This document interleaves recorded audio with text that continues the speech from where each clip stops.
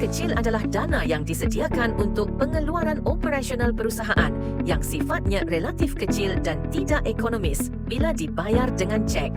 Contohnya, pembelian materai, pembelian perangko pembayaran listrik, air atau telpon pembayaran konsumsi, biaya iklan, dan lain-lain yang relatif kecil.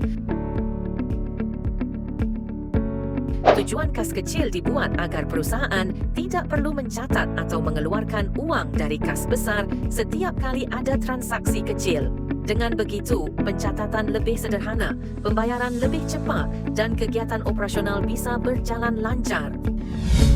Terdapat dua metode dalam pencatatan kas kecil, iaitu metode imprest dan fluktuasi.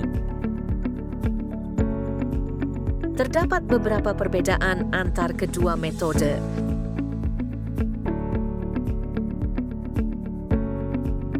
Beberapa jenis dokumen pendukung yang sering digunakan dalam pencatatan kas kecil. Baik agar mudah untuk memahami, berikut contoh pencatatan kas kecil. Tabelnya terdiri dari kolom tanggal, kolom keterangan, kolom debit, dan kolom kredit. Pada kolom tanggal, jangan lupa kita tulis periodenya, yaitu April 2015.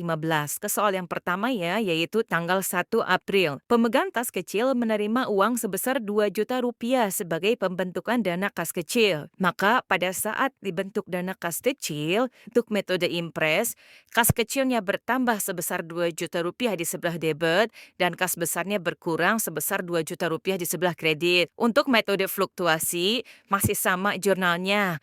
Pada saat pembentukan dana kas kecil, sama dengan impress, yaitu kas kecilnya bertambah di sebelah debit sebesar 2 juta rupiah dan kas besarnya berkurang sebesar 2 juta rupiah di sebelah kredit. Selanjutnya tanggal 2, dibeli materai Rp25.000 dan perangko Rp20.000. Ketika ada pengeluaran, untuk metode impress tidak di jurnal. Sedangkan untuk metode fluktuasi, ketika ada pengeluaran di jurnal, yaitu biaya materai sebesar Rp25.000 di sebelah debit dan biaya perangko sebesar Rp20.000 di sebelah debit. Dan di kreditnya kas kecilnya berkurang sebesar Rp45.000. Tanggal 5 April, dibayar rekening listrik sebesar Rp400.000. Sekali lagi, ketika ada pengeluaran atau pembayaran, untuk metode impress tidak di jurnal. Sedangkan untuk metode fluktuasi di jurnal, maka jurnalnya adalah beban listrik pada kas kecil sebesar Rp400.000. Kemudian tanggal 8, dibayar biaya iklan pada harian Kompas sebesar Rp300.000.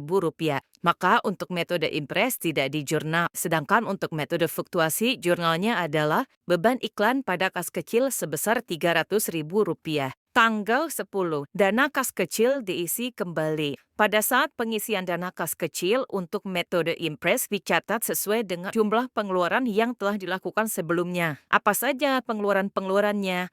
Yaitu biaya materai, biaya perangko, beban listrik, dan beban iklan. Maka tanggal 10 pencatatannya adalah biaya materai sebesar Rp25.000 di sebelah debit, kemudian biaya perangko Rp20.000, beban listrik Rp400.000, dan beban iklan Rp300.000.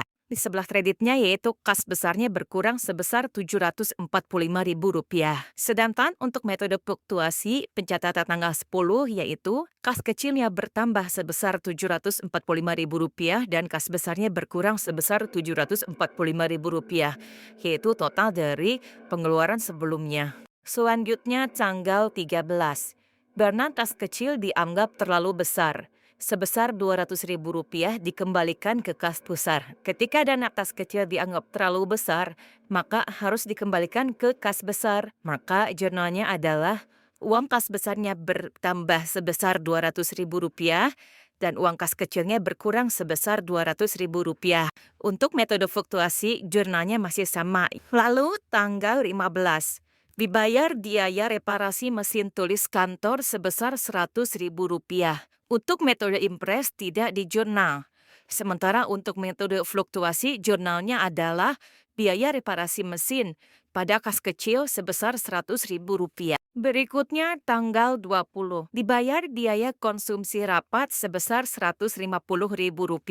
Untuk metode impress tidak di jurnal. Sementara untuk metode fluktuasi, jurnalnya adalah biaya konsumsi pada kas kecil sebesar Rp150.000. Dan yang terakhir yaitu tanggal 25, dana kas kecil diisi kembali. Sekali lagi ya, pada saat ada pengisian kembali untuk metode Impress, dicatat sejumlah pengeluaran yang sudah dilakukan sebelumnya. Pengeluarannya yaitu biaya reparasi mesin dan biaya konsumsi. Maka pencatatan tanggal 25 adalah biaya reparasi mesin sebesar Rp100.000 dan biaya konsumsi sebesar Rp150.000 di sebelah debit. Dan di sebelah kreditnya, kas besarnya berkurang sebesar Rp250.000. Sementara untuk metode fluktuasi, jurnalnya langsung aja, kas kecilnya bertambah sebesar Rp250.000 di sebelah debit, dan kas besarnya berkurang sebesar Rp250.000 di sebelah kredit. Nah, selesai sudah pencatatan jurnal untuk metode Impress dan metode fluktuasi. Langkah selanjutnya yaitu, kalian jumlahkan antara sebelah debit dan sebelah kredit, sampai seimbang atau balance. Kenapa hasil akhirnya bisa berbeda? Berikut alasan mengapa bisa berbeda pada metode Impress pengisian ulang hanya sebesar total pengeluaran. Jadi saldo diisi kembali ke nilai awal. Pada metode fluktuasi pencatatan dilakukan setiap transaksi. Jadi total akhir bisa lebih besar dari metode Impress.